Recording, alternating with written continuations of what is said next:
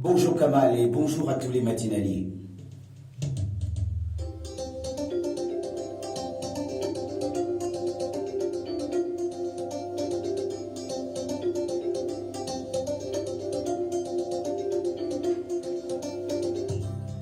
Madame, Monsieur, c'est le temps de l'information sur la radio communautaire de développement de Longvilla. Bienvenue au RCDM Info. À la une du journal Religion, fin du 32e voyage apostolique du pape François, le souverain pontife a rejoint le Vatican après un périple en Thaïlande et au Japon avec un message de foi pour ses peuples. Formation professionnelle, le Centre multifonctionnel de promotion des jeunes d'Ebolova vient de libérer une nouvelle cuvée de jeunes formés dans diverses filières. Compte rendu dans ce journal. Et puis insécurité à Ebolova, les dernières actualités viennent prouver à souhait que l'insécurité est une réalité à Ebolova. Même si elle n'atteint pas encore des pics alarmants, il est important que la prudence soit de mise et que les zones d'insécurité soient maîtrisées. C'est tout pour les titres. Les développements dans une poignée de secondes.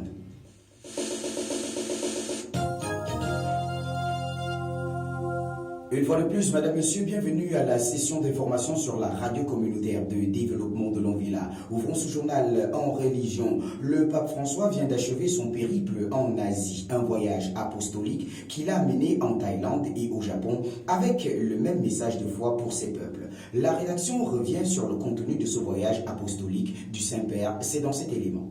Le fil conducteur du 32e voyage apostolique du pape François était clair, la défense de la vie. Un voyage qui avait pour étape la Thaïlande et le Japon.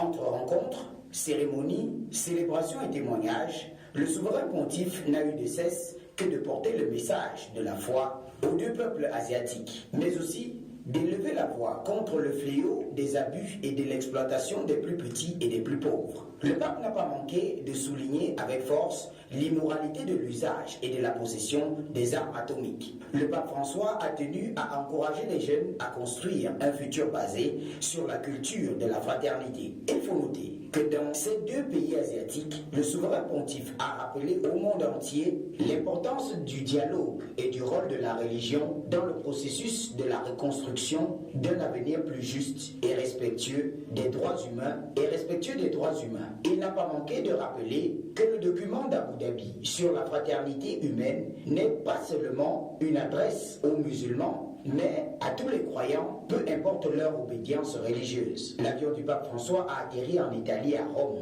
après 12h30 de vol et 12 pays traversés, parmi lesquels la Russie, la Finlande, la Pologne, l'Autriche, la Croatie. Et comme à son habitude, le Saint-Père s'est arrêté à la cathédrale Saint-Marie-Majeure pour une prière qui conclut 8 jours de voyage au service de l'Église.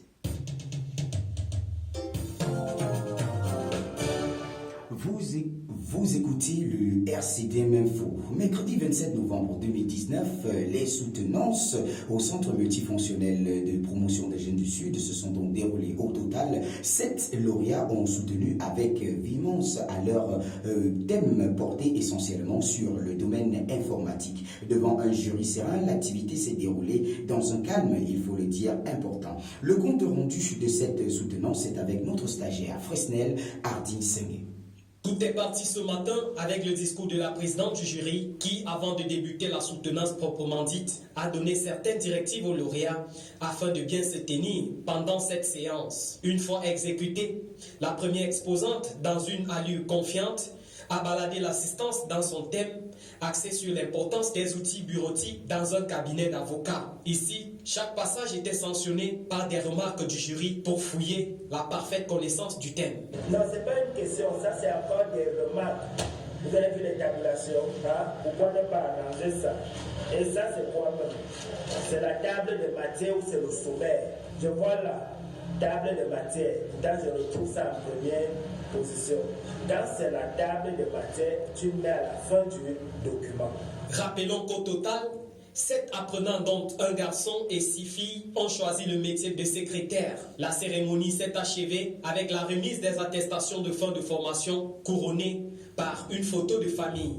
Et au terme de cette séance de soutenance, les encadreurs du Centre multifonctionnel de promotion des jeunes du Sud n'ont pas manqué d'exprimer leur satisfaction après 12 mois passés avec ces apprenants.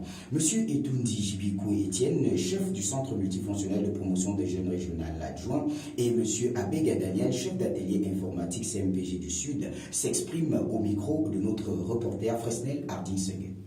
Je voudrais dire de prime abord que l'administration du CMPG régional est très contente, très satisfaite du travail abattu pendant les 2 dernières années. Formation ici au CMPG régional est fonction du niveau à la base que nous accueillons l'adhérent avec. Par exemple, nous avons des adhérents ici qui ont des niveaux bac, licence, maîtrise. Nous estimons que la capacité de rétention de ceux-là ne peut pas être la même que des enfants qui arrivent ici, tabula rasa, qui ne savent ni lire ni écrire. Donc nous pensons que pour ceux qui ont fait 1 an, pour ceux qui ont fait 2 ans, aujourd'hui nous avons assisté aux soutenances et nous voyons qu'il en ressort que le niveau est acceptable. Un sentiment de satisfaction d'avoir conduit ces apprenants jusqu'à la fin de leur formation. Parce que pour la plupart des cas, beaucoup de jeunes démissionnent en cours de formation. D'autres trouvent trop difficile la formation, mais d'autres c'est des problèmes involontaires, c'est-à-dire que ça ne dépend pas d'eux. Donc, nous sommes satisfaits que ceux-là sont allés jusqu'au bout de leur idée de départ. Et puis justement, les lauréats, quant à eux, ils se sont aussi exprimés. Ils sont tous au micro de Fresnel Harding-Sengue. Ils ont exprimé leurs sentiments au terme de leur formation et au terme de cette cérémonie de soutenance. Nous les écoutons. Moi, je suis très content de le soutenir aujourd'hui parce que ça fait depuis j'ai tant voulu le faire et vu ma capacité de travail ici au CMPJ, je suis quand même très content aujourd'hui parce que j'ai fini ma formation. C'était d'abord très dur dès le début et à la fin ça a commencé à être un peu facile. Donc c'est là je suis vraiment très content. Okay, I'm happy that the hard struggle for 1 year has finally come to an end because it was actually too hard during the year, but finally it has come to an end. So I'm happy. Je me sens libre dans ma tête puisque j'ai mis du temps pour apprendre l'informatique. Donc quand je sors de cette formation-là, ayant déjà, on peut dire, espéré en avoir un diplôme, je me sens vraiment garante. Donc, les mots manquent pour dire vrai, mais je suis fière de moi-même. Je suis fière d'arriver jusqu'au bout. Bon, mon sentiment est un sentiment de joie parce qu'après pratiquement 6 mois intenses de travail et tout ça, donc je suis à la fin et je remercie au bon Dieu. Vraiment là, je suis toute émue et vraiment, je sais pas, je suis en joie, je suis en fête et tout ça. Moi, c'est l'élève apprenante au CMPJ en informatique. J'ai soutenu ce jour sur le thème intitulé l'utilisation des outils bureautiques dans des secrétariats publics, cas pratique du secrétariat multiservice de Mekalat. Donc aujourd'hui, je suis fière de mon travail. La soutenance n'a pas été évidente, mais au CMPJ, on s'en sort si on y met des efforts et surtout si on sait ce qu'on cherche. Oui, au CMPJ, on oriente. On fait tout de positif ici. Beaucoup de choses. À part l'école, il y a des séminaires qu'on organise pour nous éduquer par rapport à la vie courante. Autre palier de cette session d'information, mesdames et messieurs, vous êtes toujours sur la RCDM, vous écoutez le RCDM Info. Parlons insécurité dans ce journal. Même si elles ne se ressentent pas encore avec Acuité et Bolova, Il faut dire que l'insécurité fait peu à peu son nid. Les délits en tout genre se succèdent et les forces de maintien de l'ordre font des efforts notables pour endiguer le phénomène et conclure souvent avec succès certaines enquêtes. Bel exemple, ce cambriolage qui s'est terminé avec la mort tragique d'un jeune homme à Mekalat samedi dernier. Une affaire qui n'a pas pris 48 heures pour être résolue par les éléments de la police judiciaire des Boulouvats. Une occasion donc d'attirer l'attention des populations sur le fait que chaque ville, notamment les Boulouvats, ont des zones d'insécurité qu'il faut éviter. C'est l'objet de cette analyse de la rédaction. C'est une réalité que Boulouvats présente des zones d'insécurité avérées. Bien des snack bars dans notre ville sont des traquenards pour les naïfs ou, même aller aux toilettes, représentent un risque réel d'agression, voire de viol.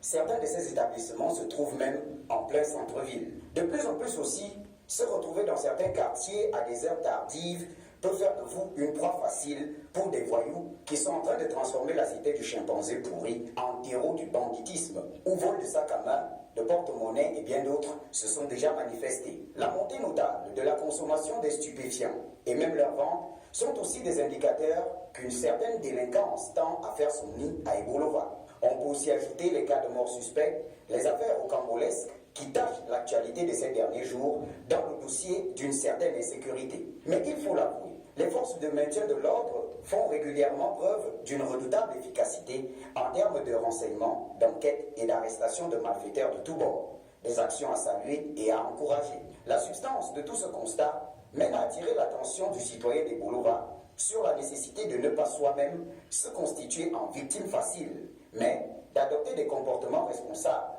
idoines, pour éviter des mésaventures cuisantes. Et puis, collaborer avec les forces de l'ordre est aussi une clé efficace pour diminuer tous les risques d'insécurité. Prenons quelques nouvelles utiles. Le ministre de la Santé publique, Dr Manaouda Malachi, a récemment communiqué sur l'organisation d'une campagne de vaccination contre la rougeole et la rubéole couplée à l'introduction de la deuxième dose de vaccin contre ces maladies sur toute l'étendue du territoire national. Il informe à cet effet donc que la dite campagne qui concernera tous les enfants âgés de 9 à 59 mois aura effectivement lieu du 4 au 8 décembre 2019. Et il faut le dire qu'en plus, les enfants de 0 à 59 mois recevront la vitamine A et seront déparasités avec le mebendazole. Le ministre saisit enfin l'occasion pour rappeler que le vaccin est le meilleur moyen de stopper les épidémies de rougeole et de prévenir les maladies évitables par la vaccination. Par ailleurs, il encourage donc les parents à faire vacciner gratuitement leurs enfants contre la rougeole et la rubéole dans toutes les formations sanitaires ou tout autre lieu de rassemblement retenu pour cette campagne. Restons dans les annonces. Le sous-préfet de l'arrondissement des Boulouvats 1er a quant à lui le regret d'annoncer le décès de Sa Majesté Adjomo Salomon Patrice, chef traditionnel de 3e degré des Boulouvats 2, décès survenu le 24 octobre 2019 de suite d'une courte maladie et en cette douloureuse circonstance. Il adresse à la famille si durement éprouvée les sincères condoléances de son Excellence Monsieur le ministre de l'administration territoriale et la sympathie émue de son Excellence Monsieur le gouverneur de la région du Sud, de Monsieur le préfet du département de Longvilla, auquel il joint l'expression de sa profonde compassion. Dernier palier de cette session d'information, prenons des nouvelles en national et en international. Au Cameroun, le ministre de l'administration territoriale Paul Atanganji déclare que le système électoral camerounais est crédible alors qu'en international, Washington déconseille à ses ressortissants de visiter le Burkina Faso. Des nouvelles et d'autres que nous propose Anne-Marie Michel Akamba dans ce package.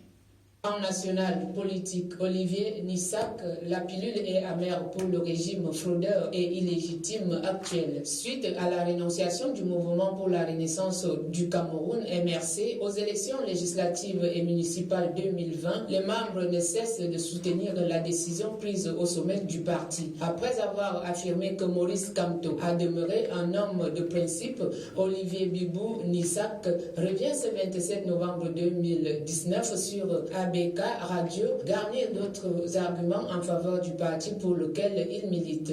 Selon l'analyse de l'homme politique, le boycott est une phase qui arrive de manière spontanée à la crise qui sévit dans les régions d'expression anglaise. Le boycott n'a jamais fait partie de nos options. Le Cameroun va plus mal qu'en 2018 et c'est visible.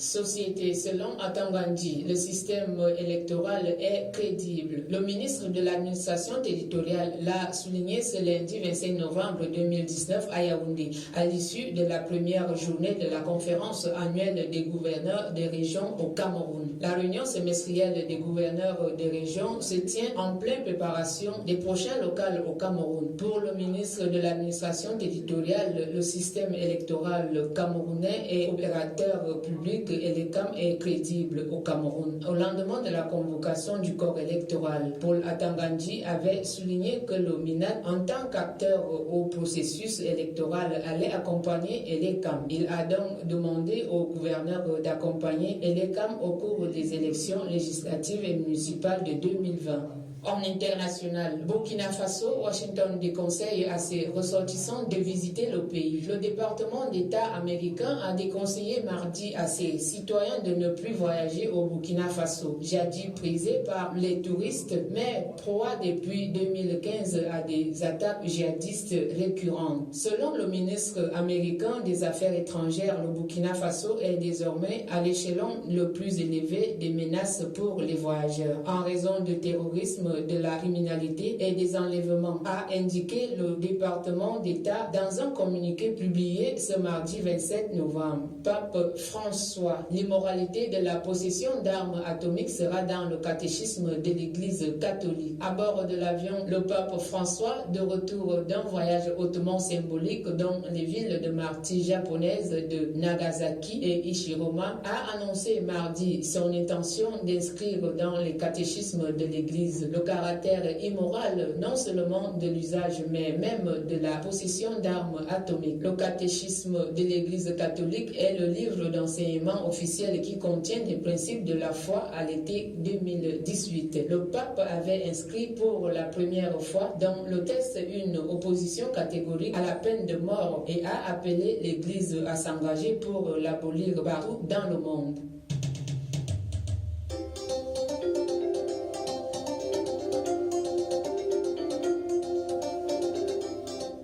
C'est la fin du RCD Info, madame, monsieur. Voici le rappel des principales manchettes qui l'ont caractérisé.